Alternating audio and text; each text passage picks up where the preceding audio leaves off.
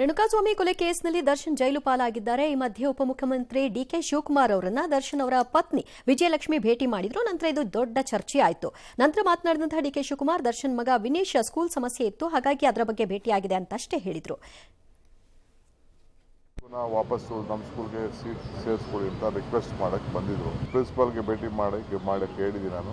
ಅವರು ನನ್ನ ಹತ್ರ ಕೇಸು ಏನು ಬಗ್ಗೆ ಮಾತಾಡಲಿಲ್ಲ. ನಾನು ಗೊತ್ತಿಲ್ಲ, DCMಗೆ ಒಂದು ಸ್ಕೂಲ್ ಸೀಟ್ ಡಿಸೈಡ್ ಮಾಡೋಷ್ಟು ಟೈಮ್ ಇದೆಯಾ ಅಂತ, ಅಥವಾ ಮಾಡಬಾರ್ದು ಅಂತೇನಿಲ್ಲ. ಭೇಟಿ ಒಂದು ಸ್ಕೂಲ್ ಸೀಟ್ಗೋಸ್ಕರ ಅಷ್ಟೆಲ್ಲ ಕಷ್ಟಪಡ್ತಿದ್ದಾರೆ ಅಂತ ನಂಗೆ ಅರ್ಥ ಆಗ್ತಿಲ್ಲ. ಏನೋ ಮತ್ತು ಅವ್ರಿಗೇನು ಬೇರೆ ಸಮಸ್ಯೆ ಇಲ್ಲ ಅಲ್ಲಿ. ಈಗ ದರ್ಶನ್ ಕೇಸಲ್ಲಿ ಫ್ಯಾಮಿಲಿಗೆ ಇರ್ಬೋದು, ಅದು ಸಮಸ್ಯೆ ಆದರೆ ಏನದು ಒಂದು ಎರಡು ಸಮಸ್ಯೆ ನಂಗೆ ಕಾಣಿಸ್ತಿದೆ. ಅವ್ರ ಪ್ರಕಾರ, ಕಾನೂನು ಪ್ರಕಾರ ಅಲ್ಲ. ಈ ಪ್ರಕರಣದಲ್ಲಿ DK ಅವರು ಸೇರಿದಂತೆ ಯಾರು ಇಂಟರ್ಫಿಯರ್ ಆಗಿ ಅದು ಹೊರಕ್ಕೆ ಬಂದರೆ they will become accused for interfering in dispensation of justice ಅಲ್ಲಿ. ಅವರು ಅಕ್ಯೂಸ್ಡ್ ಆಗ್ಬಿಡ್ತಾರೆ. ಆಮೇಲೆ ಆ ಥರ ಅಲ್ಲ ಅಂತ ಎರಡು ಸಮಸ್ಯೆ ಕಾಣಿಸ್ತಿರ್ಬೋದು ಫ್ಯಾಮಿಲಿ ಸೈಡಲ್ಲಿ. ಒಂದು ಆರೋಪ ಪಟ್ಟಿನ ಎಳಿಬೇಡಿ ಸರ್ ತುಂಬ ದಿನ, ಯಾಕಂದರೆ ಅದಾಗೋವರೆಗೂ ನಾವು ಬೈಲ್ ಹಾಕೋದು ಬೇಡ ಅನ್ಕೊಂಡಿದ್ದೀವಿ, ಎಷ್ಟು ದಿನ ಅಂತ ಒಳಗಿರೋದು ಅಂತ ಇರಬಹುದೇನೋ, ನಮ್ಗೆ ಗೊತ್ತಿಲ್ಲ. ಸಮಸ್ಯೆ ಥರ ಇದ್ದಾರೆ, ಅದೊಂದು ಇರ್ಬೋದು. ಯಾಕಂದರೆ ಎಲ್ಲ ಮುಗಿದೋಗಿದೆ, ಬೇಗ ಯಾಕೆ ಆರೋಪ ಪಟ್ಟಿನಾರು ಹಾಕ್ಸಿದ್ರೆ ನಾವು ಬೈಲ್ಗೆ ಹೋಗ್ಬೋದು ಅನ್ನೋ ಲೆಕ್ಕಾಚಾರ. ಬಿಡಿಸ್ಬಿಡಿ ಅಂತಲ್ಲ. ಎರಡನೇದೇನಂದ್ರೆ ಊಟ ಪಾಠದ ವಿಚಾರದಲ್ಲಿ ತುಂಬ ಕಷ್ಟ ಆಗ್ತಿದೆ ಅಂತ ಫ್ಯಾಮಿಲಿಗೆ ಇರಬಹುದು. ಹೇಗೇಂದ ಕೋರ್ಟಲ್ಲಿದೆ ಈಗ ಗೊತ್ತಿಲ್ಲ. ಕೊಡಗು ಜಿಲ್ಲೆಯಾದ್ಯಂತ ಇವತ್ತು ಗಾಳಿ ಸಹಿತ ಮಳೆ, ಪ್ರಾಥಮಿಕ ಶಾಲೆಗಳಿಗೆ ರಜೆ, KRS ತುಂಬಿದೆ. ಶನಿವಾರ ಮುಖ್ಯಮಂತ್ರಿಗಳು ಬಾಗಿನ ಅರ್ಪಿಸ್ತಾರೆ. ರಂಗನತಿಟ್ಟು ಪಕ್ಷಿಧಾಮ ಕುಸಿತ ನಿರ್ಬಂಧ ವಾಪಸ್ ತಗೊಂಡಿದ್ದಾರೆ, ಆದರೆ ಬೋಟಿಂಗ್ ಇಲ್ಲ. ನಾಳೆ ಒಂದು 50,000 ಕ್ಯೂಸೆಕ್ ಬಿಡುಗಡೆ ಮಾಡ್ತಾರೆ. ಹುಷಾರಾಗಿರಿ ಅಲ್ಲಿಯ ಜನ. ತಮಿಳುನಾಡಿಗೆ ನೀರು ಹರಿತಾ ಇದೆ, ಹಂಗಾಗಿ ಯಾವುದೇ ಆದೇಶ ಕೊಡಲ್ವಂತೆ ಕಾವೇರಿ ನೀರು ನಿರ್ವಹಣಾ ಪ್ರಾಧಿಕಾರ. ಕೊಡಬೇಕಾಗಿತ್ತರಪ್ಪ, ಎಕ್ಸ್ಟ್ರಾ 4 ಡ್ರಮ್ ತಗೊಂಡೋಗಿ ಹಾಕಿ ಸುರಿರಿ ತಮಿಳುನಾಡು ಕಡೆಗೆ. ಸ್ವಲ್ಪ 4 ಡ್ರಮ್ಸ್ ಶಾರ್ಟೇಜ್ ಬಂದಿದೆ ಅಂತ ಹೇಳಬೇಕಾಗಿತ್ತು. ಆಮೇಲೆ ಅವ್ರೇನು 40 TMC ಆದೇಶ ಜುಲೈ ಆದೈತೆ. ರೇ ಸುಮ್ಮನೆ ಕೂತ್ಕೊಳ್ರಿ, ಬರ್ತಿರೋ ಮಳೆ ಪ್ರಕಾರ ನೀರು ಬಿಟ್ಕೊಂಡು ಹೋಗ್ತಾರೆ. ಏನು 4 ಕ್ಯೂಸೆಕ್ ಹಿಂಗಿರ್ಬೋದು, 1 TMC ಹಂಗೆ ಬಿಡ್ಬೋದು ಅಷ್ಟೇ. ಏನು ಇವ್ರ ಮನೆದು ನೀರುಗಂಟಿಗಳು ನಾವು ತಮಿಳ್ನಾಡಿನವ್ರು, ಅದೇ ಕತೆ. ಮಹಾರಾಷ್ಟ್ರದ ಘಟ್ಟ ಪ್ರದೇಶದಲ್ಲಿ ಮಳೆಯ ಅಬ್ಬರ ಮುಂದುವರೆದಿದೆ. ಬೆಳಗಾವಿ ಕೃಷ್ಣಾ ಭಾಗದಲ್ಲಿ ಮತ್ತೆ ಉಪನದಿಗಳ ಅಬ್ಬರ ಎಲ್ಲ ಹೆಚ್ಚಾಗೋಗಿದೆ. ಸಿಕ್ಕಾಪಟ್ಟೆ ನೀರು ಬರ್ತಾ ಇದೆ ಮತ್ತೆ ಕೃಷ್ಣಾ ನದಿಗೆ. ಬೆಳಗಾವಿ ಮಹಾನಗರದ ಹಲವಾರು ಬಡಾವಣೆಗಳಲ್ಲಿ ನೀರು ನುಗ್ಗಿಬಿಟ್ಟಿದೆ. ಗೋವಾ ಹೈದ್ರಾಬಾದ್ ರಸ್ತೆನಲ್ಲೂ ಏನೋ ಅದೇ ಆಗಿದೆಯಂತೆ. ಅದೆಲ್ಲ ನಡುಗಡ್ಡೆಗೆ ಸಿಗಾಕೊಂಬಿಟ್ಟಿದ್ರಂತೆ, ಅಲ್ಲಿ ಅವ್ರನ್ನೆಲ್ಲ ಸ್ವಲ್ಪ ಸ್ಥಳಾಂತರಿಸಿದ್ದಾರೆ. ಪರಿಸ್ಥಿತಿ ಚಿಕ್ಕೋಡಿ, ನಿಪ್ಪಾಣಿ, ಕುಡ್ಚಿನಲ್ಲೂ ಅದೇ ಇದೆ. ಹುಕ್ಕೇರಿನ ಹಿಡ್ಕಲ್ ಜಲಾಶಯಕ್ಕೆ 84 TMC 43 TMC ಬಂದ್ಬಿಟ್ಟಿದೆ. All right. ಆಲಮಟ್ಟಿ ಡ್ಯಾಮ್ಗೆ 1.8 ಲಕ್ಷ ಕ್ಯೂಸೆಕ್ ಇದೆ. 2 ಲಕ್ಷ ಹೊರಕ್ಕೆ ಬಿಟ್ಬಿಡ್ತಿದ್ದಾರೆ ಅವರು, ಸವಾಸನೆ ಬೇಡ ಅಂತ. ಸಿಕ್ಕಾಪಟ್ಟೆ ಧಾರಾಕಾರ ಮಳೆ ಎಲ್ಲ ಕಡೆ.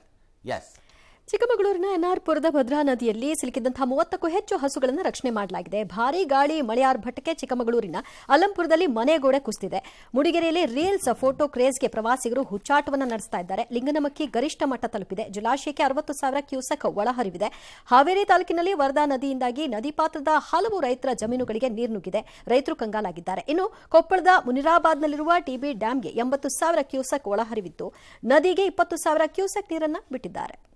ಅಂಕೋಲ ತಾಲೂಕಿನ ಗುಡ್ಡ ಕುಸಿತದ ಕತೆ ಇನ್ನೂ ಮುಗೀತಿಲ್ಲ. ಇವತ್ತು ಪೊಕ್ಲೈನ್ ತರಿಸಿ ಏನೋ ಮಾಡಿದ್ದಾರೆ.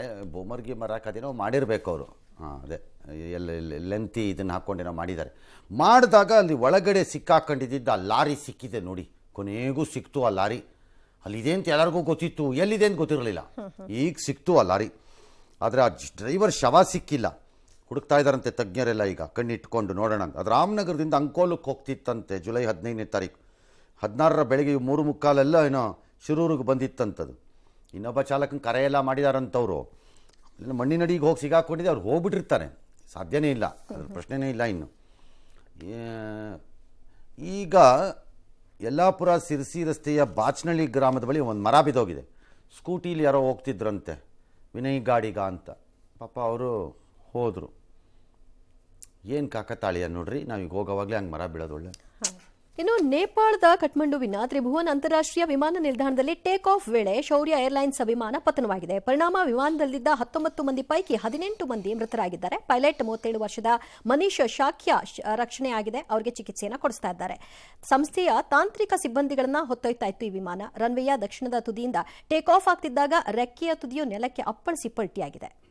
ಭಾಳ ಅಮೇಝಿಂಗ್. ಅಂದರೆ ಪೈಲಟ್ ಉಳ್ಕೊಂಡಿರೋದು ಹೆಂಗೆ ಉಳಿದಿದ್ದಾರೆ ಅಂತ, ಯಾವ ಕಂಡೀಷನಲ್ಲಿ ಇದ್ದಾರೋ ಗೊತ್ತಿಲ್ಲ. ಮತ್ತೆ ಇನ್ನೊಂದಂದ್ರೆ ಆ ವಿಮಾನ ಆಕ್ಚುಲಿ ಟೆಕ್ನಿಕಲ್ ರಿಪೇರಿಗೆ ಹೋಗ್ತಾ ಇದ್ದಿದ್ದದು. ಪ್ರಾಬ್ಲಮ್ ಆಗಿದೆ ಅಂತ ರಿಪೇರಿಗೆ ತೊಗೊಂಡು ಹೋಗ್ತಿರೋದು ಇವರು. ಅದನ್ನು ಆಗ ಆಗಿರೋದು. ಅದಕ್ಕೆ ಎಲ್ಲ ಅವ್ರ ಸಿಬ್ಬಂದಿ, ತಾಂತ್ರಿಕ ಸಿಬ್ಬಂದಿ ಅದರೊಳಗಡೆ ಇರೋದು. ರಿಪೇರಿಗೆ ತೊಗೊಂಡೋಗಿದ್ದಾರೆ. ನೇಪಾಳಲ್ಲಿ this is a problem. They have a very bad history of airlines safety and ಸೆಕ್ಯೂರಿಟಿನಲ್ಲಿ ಅವ್ರದ್ದು. ಯಾಕಂದರೆ ಅವ್ರದ್ದು ದೇಶನೂ ಹಾಗೇ ಇದೆ.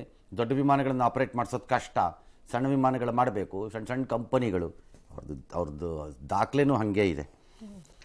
ಎಸ್, ಬೆಂಗಳೂರಿನ ಕೋರಮಂಗಲದ ವಿಆರ್ ಲೇಔಟ್ನಲ್ಲಿರುವ ಪಿಜಿಯೊಂದಕ್ಕೆ ನುಗ್ಗಿದಂತಹ ಯುವತಿಯನ್ನ ಬರ್ಬರವಾಗಿ ಹತ್ಯೆ ಮಾಡಿದ್ದಾನೆ. ಬಿಹಾರ ಮೂಲದ ಕೃತಿ ಕುಮಾರಿ ಕೊಲೆಯಾದಂತಹ ಯುವತಿ ನಿನ್ನೆ ರಾತ್ರಿ ಆಗಿರೋ ಘಟನೆ ಇದು.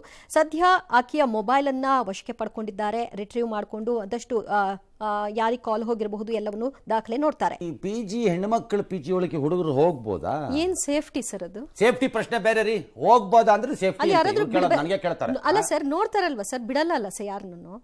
ಮತ್ತೆ ಹೆಂಗ್ ಹೋದ್ರು? ಆ ಹುಡುಗಿ ಯಾಕೆ ಬಿಟ್ಕೊಂಡ್ಲು? ಅವನು ಹೆಂಗ್ ಹೋದ ಒಳಕ್ಕೆ? ಏನಪ್ಪ, ರೂಲ್ಸ್ ಬ್ರೇಕ್ ಮಾಡ್ತಿದ್ದಂಥ ಹುಡುಗ, ಅಪ್ರಾಪ್ತ ಹುಡುಗ ದಂಡ ಕಟ್ಟಿಸ್ಕೋಬೇಕಾಗಿತ್ತು. ಬಾಗಲಕೋಟೆನಲ್ಲಿ ನಡೆದಿರೋದು. ಇಳಕಲ್ ನಗರದ ಕಾಲೇಜಿನ 3 ವಿದ್ಯಾರ್ಥಿಗಳು DL ಇಲ್ಲದೆ ಟ್ರಿಬಲ್ ರೈಡಿಂಗ್ ಹೊರಟಿದ್ರು. ದಿಮಾಕ್ ತಾನೇ ಅದು, ಕೊಬ್ಬು ತಾನೆ. ಅವ್ರ ಅಪ್ಪ ಅಮ್ಮಂದ್ರಿಗೆ ತಲೆನಲ್ಲಿ ಮೆದಲಿದೆಯಾ ಇಲ್ವಾ? ಅದು ಟ್ರಿಬಲ್ ರೈಡಿಂಗು, ಲೈಸೆನ್ಸೂ ಇಲ್ಲ. ನೀವೆಂತ ಅಯೋಗ್ಯ ಪ್ರಜೆಗಳಾಗ್ತೀರಿ, ಲೆಕ್ಕ ಹಾಕೊಳ್ಳಿ ಹಂಗಾರೆ. ಅಪ್ರಾಪ್ತರು. ಆದರೆ ಘಟನೆ ಅದಲ್ಲ ಇಲ್ಲಿ ಪ್ರಾಬ್ಲಮ್ಮು. PSI ಲೇಡಿ ಪಾಪ ಅವರು ಮೇಡಮು ಹಿಡಿದಾಕ್ಬಿಟ್ಟಿದ್ದಾರೆ. ಕಟ್ಟು ದಂಡ ಅಂತ ಕೂತ್ಬಿಟ್ಟಿದ್ದಾರೆ. ಅವರು ಕಟ್ಬಿಟ್ಟಿದ್ದಾನೆ, ಅವನು ಜೋಬಲ್ಲಿ ತೆಗೆದು ಕೊಟ್ಬಿಟ್ಟಿದ್ದಾನೆ. ಆಮೇಲೆ ನಾನು ಕಾಲೇಜ್ ಫೀಸ್ ಕಟ್ಟಕ್ಕೆ ಹೋಗ್ತಾ ಇದ್ದಿದ್ದು ದುಡ್ಡು ಅಂತ ಹೇಳಿದಾನೆ. ಚೆಕ್ ಮಾಡ್ರಿ, ನಿಜಾನ ಮೇಲೆ ಡ್ರಾಮಾ ಗಿಮಾನ ನಂಬಕ್ಕೆ ಬರಲ್ಲ ನನಗೀಗ. ಇರ್ಬೋದು, ನಿಜಾನೇ ಇರ್ಬೋದು. ಪಾಪ ಆ ಮೇಡಮ್ ಸಬ್ ಇನ್ಸ್ಪೆಕ್ಟ್ರು ಸಮಾಧಾನ ಮಾಡಿ, ಅಯ್ಯೋ ಹೋಗ್ಲಿ ಬಿಡು ಅತ್ಲ ಕಡೆಗೆ ಅಂತ ಹಾಳಾಗಿ ಹೋಗ್ಲಿ, ಸಮಾಧಾನ ಮಾಡಿ, ತಾಯಿ ಮಗುಗೆ ಮಾಡ್ದಂಗೆ ಸಮಾಧಾನ ಮಾಡಿ ದುಡ್ಡನ್ನು ವಾಪಸ್ ಕೊಟ್ಟು ಹೋಗತ್ತ ಕಡೆಗೆ ಅಂತ ಕಳಿಸ್ಕೊಟ್ಬಿಟ್ಟಿದ್ದಾರೆ ಪಾಪ. ಇನ್ನು ಮುಂದೆ ಯಾರು ಹಿಂಗೆ ಮಾಡಬೇಡಿ ಅಂತಾನು ಹೇಳಿದ್ದಾರೆ ಸರ್. ಆಮೇಲೆ ಅವರೊಂದು ಕೇಳಿದ್ದಾರೆ, ಹಿಂಗೆಲ್ಲ ಮಾಡಬಾರ್ದು ನೀವು ಅಂತ. ಅವರೆಲ್ಲ ಮಾಡಬೇಕಾಗಿರೋದು ಅವ್ರ ತಂದೆ ತಾಯಿಗಳಿಗೆ ಹೇಳಬೇಕು. ನಿಮಗೆ ತಲೆಯಲ್ಲಿ ಏನಿದೆ ಇದಕ್ಕೆಲ್ಲ ಅಲೋ ಮಾಡ್ತೀರಿ ಅವ್ರು ಗೊತ್ತಿದ್ದಾಗಿದ್ರೆ. ಗೊತ್ತಿಲ್ಲದೆ ಆಗಿದ್ರೆ ಪ್ರಶ್ನೆ ಬೇರೆ. ಗೊತ್ತಿದ್ದ ತಗೋ. ಮತ್ತೆ ಆ ಹುಡುಗರನ್ನ ಕರೆದು ಕೌನ್ಸಿಲಿಂಗ್ ಮಾಡಿಸ್ಬೇಕು ಶಾಲೆನಲ್ಲಿ. ಈ ರೀತಿ ಕಣ್ಣೀರು ಹಾಕ್ಬಿಟ್ಟು ಮಾಡೋದಲ್ಲ ಅಲ್ಲಿ. ಏನಾದರೂ ಅನಾಹುತ ಆಗಿ. ಎಸ್, ನೋಡಿ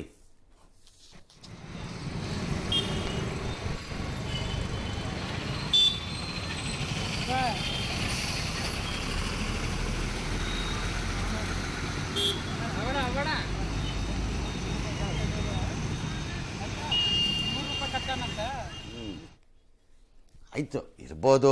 ಮಗು ಕಣ್ಣು ಹಾಕಿದ್ರೆ ಯಾರಿಗಾರು ಬೇಜಾರಾಗತ್ತೆ ಮನಸ್ಸಿಗೆ. ತಾಯಿ ಹಾಕಿರೋ ಒಂದು ಹೆಣ್ಮಗಳು ಕೊಟ್ಟು ಕಳಿಸಿದ್ದಾರೆ. ನೀವು ಆಯ್ತು ಮೇಡಮ್, ನೀವು ಮಾಡಿದ್ದು ಸರಿ, but don't leave it.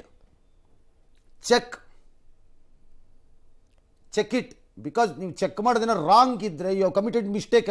Because by encouraging them to do such ಇದನ್ನ ಬಿಡ್ಕೂಡ್ದು. ಅದಕ್ಕೆ ತಂದೆ ತಾಯಿ ಕರೆಸ್ಬೇಕು, ಅವ್ರಿಗೆ ಗೊತ್ತಿದ್ರೆ. ಗೊತ್ತಿಲ್ಲದೆ ಇದ್ರೂ ಪರವಾಗಿಲ್ಲ. ಮತ್ತು ಶಾಲೆ ಪ್ರಿನ್ಸಿಪಲ್ಸ್ ಕರೆಸ್ಬೇಕು. ಎಸ್, ದೆಹಲಿ ದ್ವಾರಕಾ ರಸ್ತೆಯಲ್ಲಿ ಕಾರ್ ಬ್ಯಾನೆಟ್ ಮೇಲೆ ಯಾರೋ ಒಬ್ಬ ಸ್ಪೈಡರ್ ಮ್ಯಾನ್ ಬಟ್ಟೆ ಹಾಕೊಂಡು ಕೂತಿದ್ನಂತೆ. ಯಾಕಪ್ಪ? ಗಗನಯಾತ್ರಿ ಬಟ್ಟೆ ಹಾಕೊಂಡು ಹಂಗೆ ಮೇಲಕ್ಕೂ ಹಾರು ಹೋಗ್ಬಿಟ್ಟಿದ್ರೆ ಪರ್ಮನೆಂಟ್ ಆಗಿ ಅಲ್ಲೇ ಇರ್ಬೋದಿತ್ತಲ್ಲಪ್ಪ. ಕೆಳಕ್ಕೂ ಬರಬೇಕಾಗಿರ್ಲಿಲ್ಲ. ನಮ್ಗಿಲ್ಲಿ ಜಾಗಾನೂ ಉಳಿತಿತ್ತು ನಿನ್ನ ಹೂತಾಕಕ್ಕೆ. ಅಯ್ಯೋ, ಕೋತಿಗಳು ತಗೊಂಬಂದು ಅರೆಸ್ಟ್ ಮಾಡಿದ್ದಾರೆ. ಬೇಷದಾರಿ ಅಂತೆ ಸ್ಪೈಡರ್ ಮ್ಯಾನ್. ಆಮೇಲೆ ಎಲ್ಲರನ್ನೂ ಬಂಧಿಸಿ ಪೊಲೀಸ್ನವ್ರು ಇವಾಗ ಒಂದು 26,000 ರೂಪಾಯಿ ಫೈನ್ ಹಾಕಿದ್ದಾರೆ. ನಾನು ಅದನ್ನೇ ಹೇಳೋದು, ಇಂಥದ್ದೆಲ್ಲ ಆದಾಗ ಹೊಸ ಕಾನೂನು ತನ್ನಿ. ಫೈನ್ ಹಾಕಬಾರ್ದು ಹಿಂಗೇನು ಮೇಲಿಂದ. ಮತ್ತೆ ಸರ್, ಈಗ ಗಾಡಿ ಯಾವುದು ನೋಡಬೇಕು, ಅದರದ್ದು ಮೌಲ್ಯ ಯಾವುದು ನೋಡಬೇಕು. ಆ ಮೌಲ್ಯಕ್ಕೆ 10% ಅಂತ ಫೈನ್ ಫಿಕ್ಸ್ ಮಾಡಬೇಕು. ಕಟ್ರಿ ಅಂತ ಹೇಳ್ತೀನಿ. ದಾರಿಗೆ ಬರ್ತಾರಾಗ